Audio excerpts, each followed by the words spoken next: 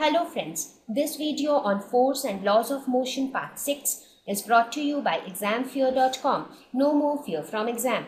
Let us now talk about conservation of momentum. Now that we have already spoken about all the three laws of motion, it is time we can talk about conservation of momentum because we have already spoken about momentum. So learning Newton's second law without having a good knowledge of momentum is incomplete.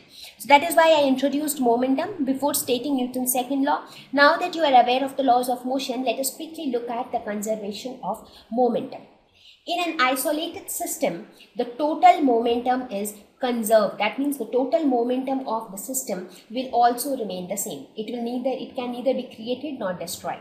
So if any event takes place, before the event, the total momentum will remain the same as the total momentum after the event.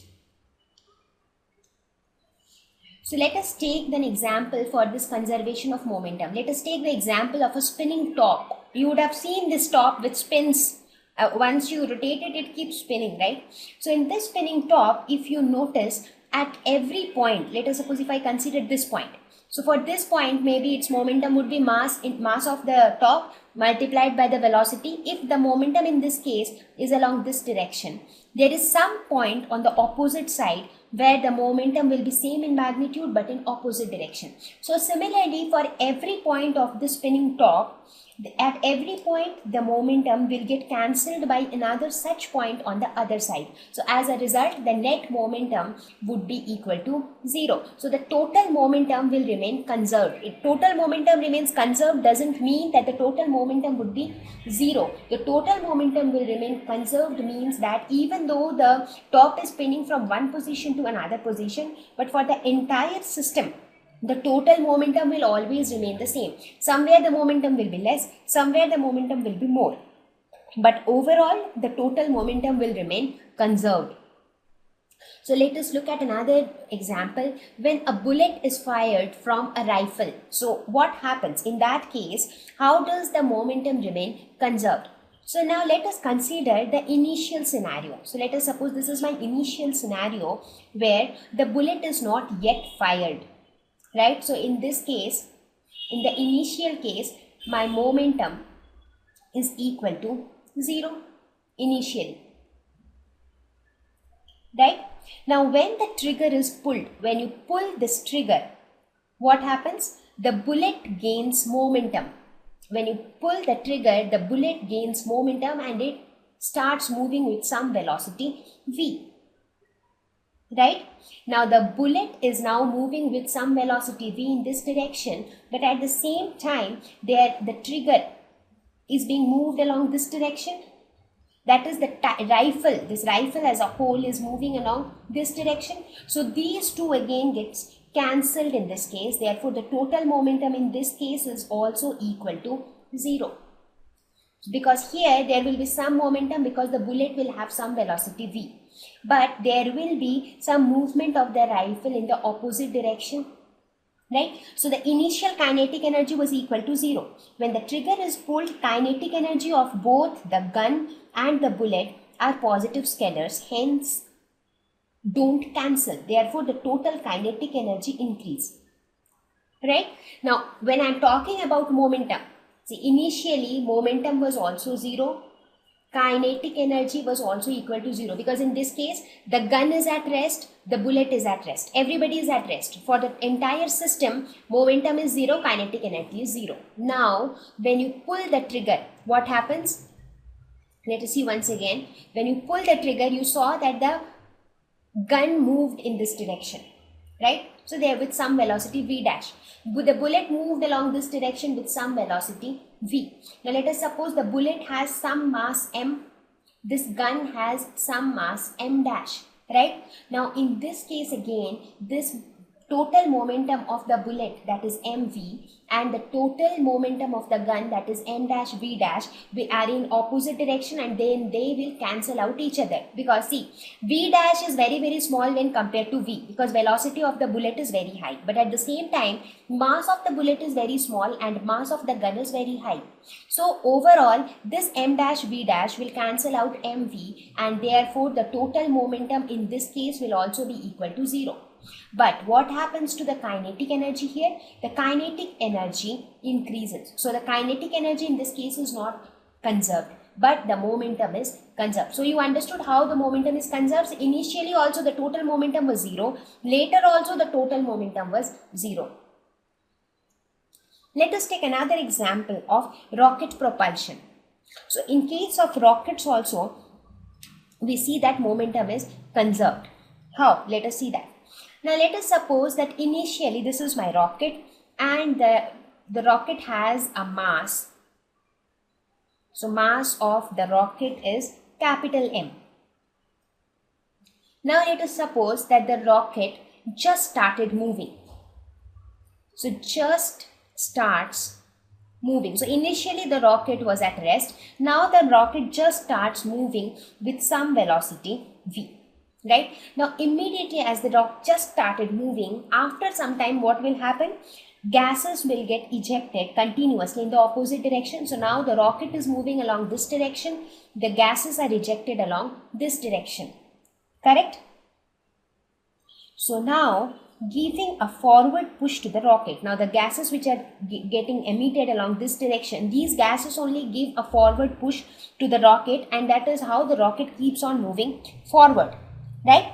So what keeps on happening, since the gases are getting ejected from the rocket, so mass of the rocket is decreasing now. Now after, so this was my initial scenario. Now let us look at the final scenario. In the final scenario, what would be the mass? If the mass of the gases that is ejected is small m, because of the gases ejected, let us suppose this much of mass of the rocket fuel has reduced. So now the mass of the rocket would be m minus m. And what would be the velocity of the rocket? Velocity would be v plus, let us suppose the velocity with which the rocket was moving was v, and the velocity with which the gases were ejected was v dash. So now the net velocity of the rocket would be v plus v dash, because this v dash is actually giving a forward push to the rocket. This v dash is also pushing the rocket forward. So the net velocity of the rocket becomes v plus v dash. Right? So what do we see? We see that as the mass is decreasing, mass of the rocket is decreasing, the velocity is increasing, such that mass into velocity remains constant.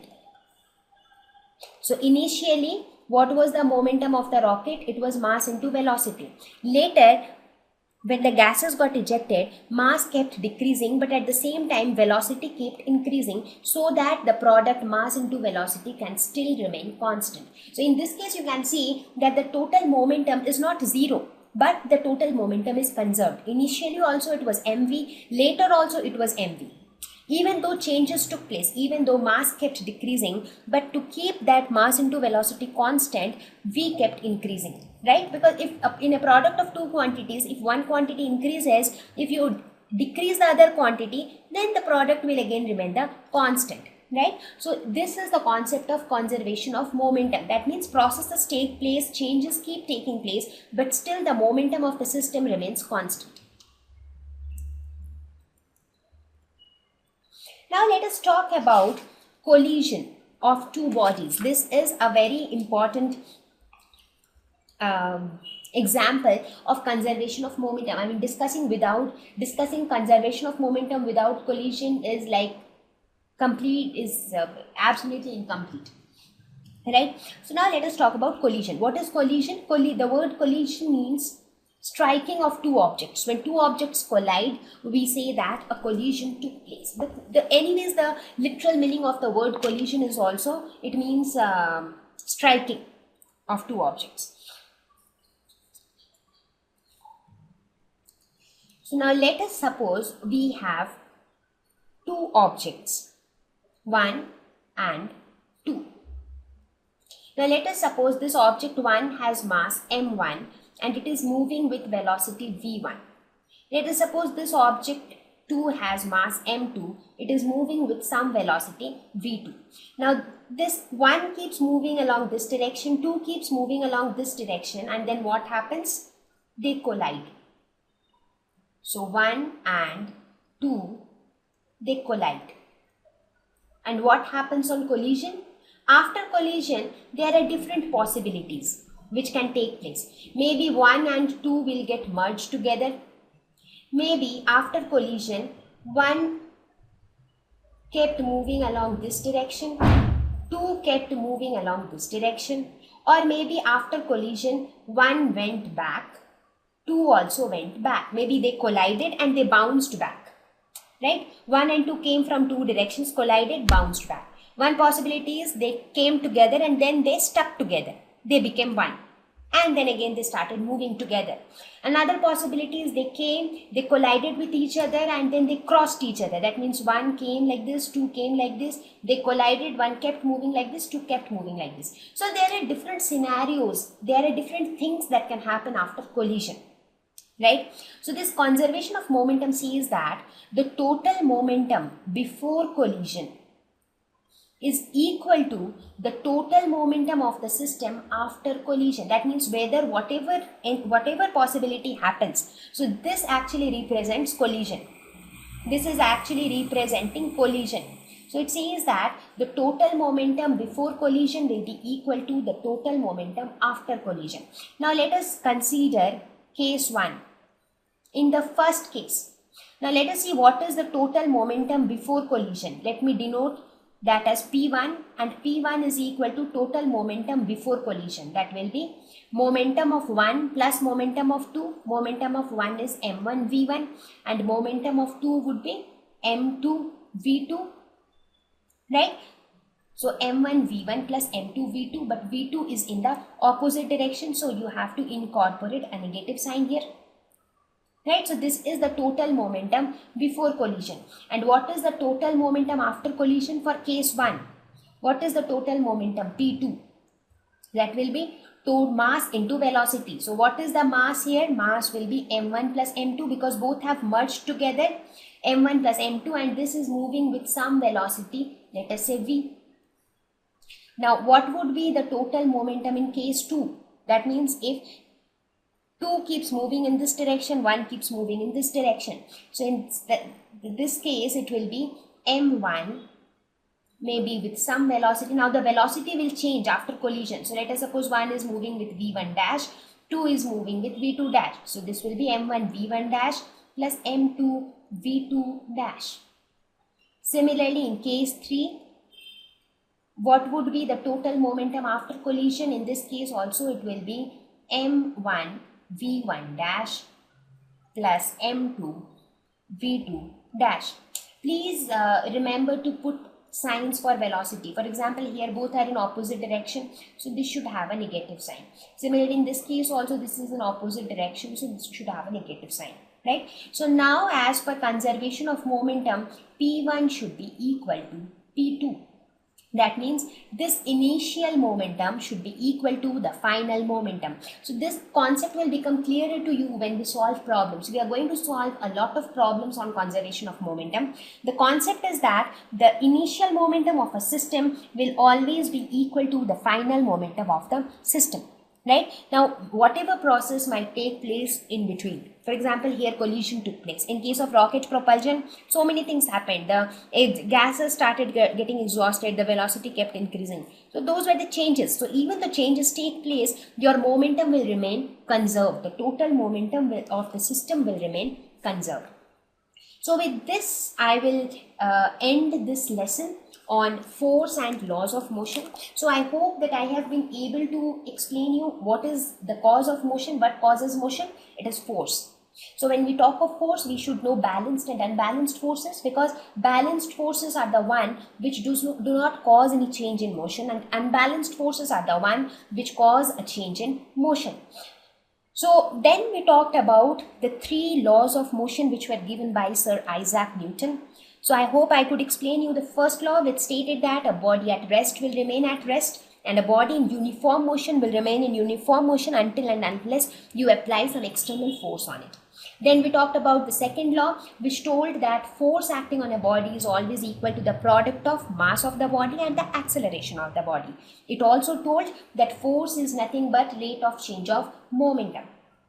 So the second law was a more generalized law which talked about bodies in uniform motion as well as non-uniform motion.